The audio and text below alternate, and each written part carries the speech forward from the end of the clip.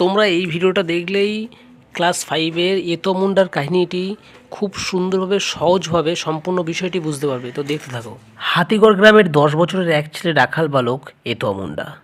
রবিবারে জন্ম হয়েছিল বলে তার নাম এতোয়া।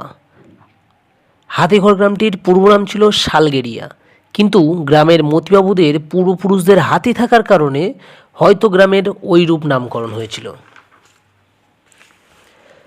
এতোয়া তার দাদুর কাছ থেকে গ্রামটির পুরনো ইতিহাস শোনে।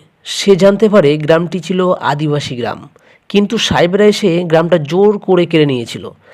এতোয়ার মনে নানা জিজ্ঞাসা, নানা প্রশ্ন। তার এইসব জিজ্ঞাসার উত্তর দিতে চেষ্টা করে তার দাদু।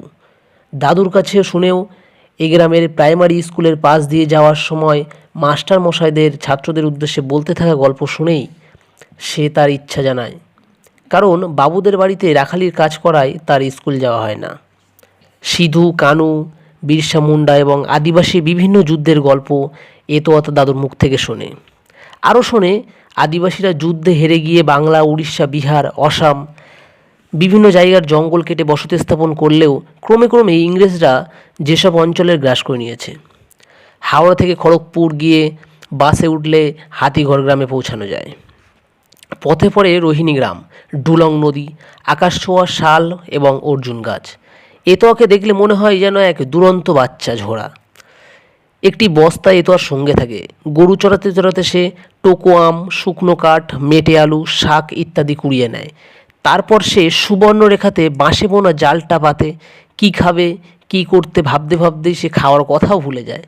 এতোয়া ভাবে লোকেদের বলা যুদ্ধের কথা, ভজন ফুক্তার বলা এক আদিবাসীর রাজার কথা। রাজ্যপাট চলে যাওয়ায় সে ঘণ্টা আর তীরধনুক নিয়ে ডুলং নদীতে ঝাঁপ দিয়েছিল। তার গর্জন ও ঘণ্টার আওয়াজ এখনও ঝড়বাদলের রাতে শোনা যায়। অন্ধ ভজন ভুক্তাকে এতোয়ার বহুবার হাট থেকে বাড়ি পৌঁছে দিয়েছে।